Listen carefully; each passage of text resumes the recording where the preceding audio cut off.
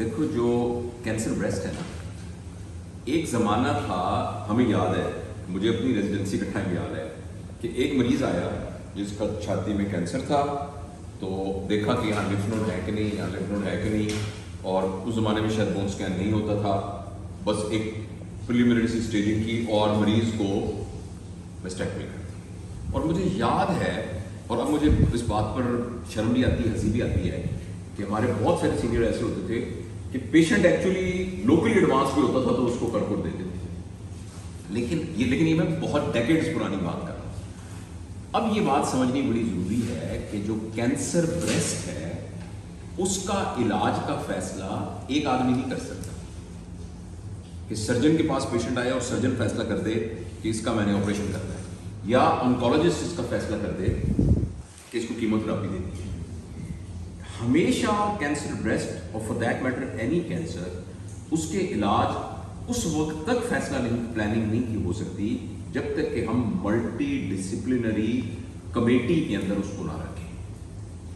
یعنی ریڈیولوجسٹ موجود ہو، آنکولوجسٹ موجود ہو، پیتھولوجسٹ موجود ہو، سرجن موجود ہو،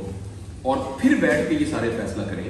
کہ ہم نے اس کا کیا کرنا ہے۔ اب ایک چھوٹے سے ٹائم کے اندر تو میں سب کچھ تو نہیں آپ کو بتا سکتا، آپ کو پتہ ہی ہے، موٹی بات یہ ہے کہ جس وقت ایک پیشنٹ بریسٹ کے کسی بھی سمٹم سے آیا ہے جس میں آپ کو یہ شک پڑا کہ یہ کینسر ہو سکتا ہے، یعنی پیلپیبل لمپ کے ساتھ آیا، یا کسی اور وجہ سے اسکریننگ میموگرام ہوا ہے تو اس میں آپ کو ایک ایریا سسپیشس نظر آیا، یا الٹرا ساؤنڈ کے اندر نظر آیا، تو سب سے پہلا کام سرجن کا یہ ہے کہ اس نے کوئی نہ کوئی ٹیشو ڈائگنوسس کرنی ہے۔ دس از دا فرسٹ اسٹیپ، اور اس کے لیے جو بیسٹ ہے وہ ہے ٹرو کٹ۔ ہم ایف این اے سی بھی کرتے تھے، ایف این اے سی کیوں نہیں کرتے مطلب بریسٹ میں؟ ایف این اے سی آپ کو ہارمون ریسیپٹر کا نہیں بتائے گی، آپ کو صرف جو ہے اس کی سائٹولوجی بتاتی ہے۔ ہاں ٹھیک ہے، بالکل صحیح۔ جب آپ ایف این اے سی کرتے ہیں تو وہ آپ کو صرف سائٹولوجی بتاتی ہے، جبکہ ٹرو کٹ کے اندر actual core of the tissue آتا ہے، تو وہ نہ صرف آپ کو ہسٹوپیتھولوجی بتاتی ہے بلکہ and type of the tumour بتاتی ہے کہ لوبار ہے یا وہ ہے، اور ساتھ یہ ہے کہ اسی اسپیسمن میں E R receptor, P R receptor اور HER2 ریسیپٹر کا بھی بتا دیتی ہے۔ لہٰذا سب سے پہلی بات یہ ہے کہ ہمیں ٹیشو ڈائگنوسس ہونی چاہیے کینسر۔ ٹیشو ڈائگنوسس میں صرف یہ کافی نہیں ہے کہ کون سا ٹیومر ہے، یہ ضروری ہے ٹیومر لوبولر ہے کہ انٹراڈکٹل ہے۔ اچھا، پھر انٹراڈکٹل ہے اور لوبولر ہے، انویزو ہے یا نان انویزو ہے۔ اس کے علاوہ کچھ اور بھی یعنی ایک فیکٹرز ہیں، مائٹوٹک فگرز کا نمبر کتنا ہے، اور اس کی ویسکولر انویژن ہے کہ نہیں، اس کی نیورو لمفیٹک ہاں اور اس کی جو ہے لمفیٹک انویژن ہے کہ نہیں، یہ اور plus E R P R HER2 receptor, یہ ساری انفارمیشن کے بغیر آگے ہم نہیں چل سکتے۔ جب ہماری ٹیشو ڈائگنوسس ہو گئی نا، اب ہم نے یہ کرنا ہے کہ اب اس کی اسٹیجنگ کرنی ہے، اور یہ دیکھنا ہے کہ وہ لوکلائزڈ ہے یا سسٹمک یا کہاں، یعنی کہ ایکزیلا میں لمف نوڈ ہے کہ نہیں، اور اگر ایکزیلا میں آپ کو لمف نوڈ پیلپیبل ہوتے ہیں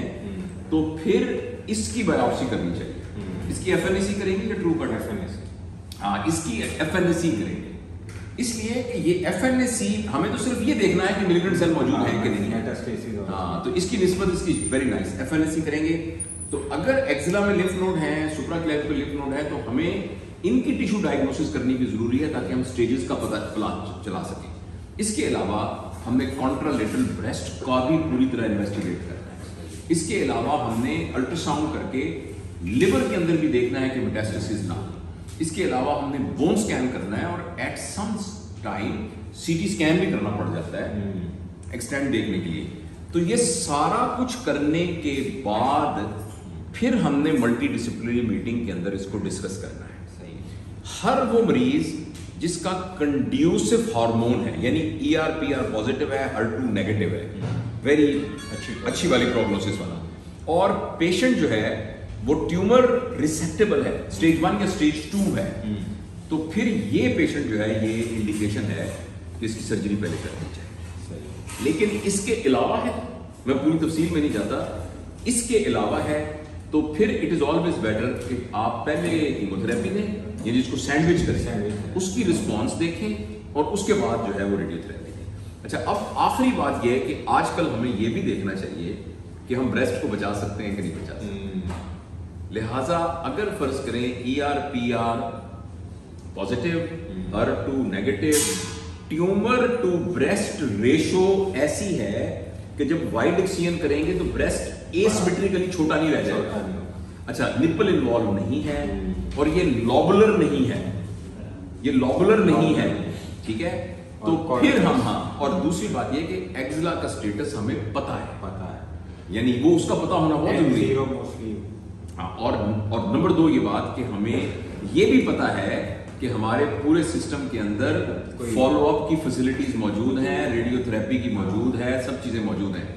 तो और पेशेंट की कंसेंट भी है। तो फिर हम ब्रेस्ट को कंजर्व भी कर सकते हैं, मगर हर कंजर्व ब्रेस्ट के लिए 7 एक्सिला का सैंपल लेना जरूरी है और हमने उसके बाद उसको कंपल्सरीली रेडिएट करना होता है, और अगर एक्सिला में डिजीज हो तो उसको भी रेडिएट करो। तो ये थोड़ी सी एक आउटलाइन है कार्सिनोमा ऑफ ब्रेस्ट की। बाकी इसमें छोटी छोटी जिम्नी तफसीलें भी हैं, राइट।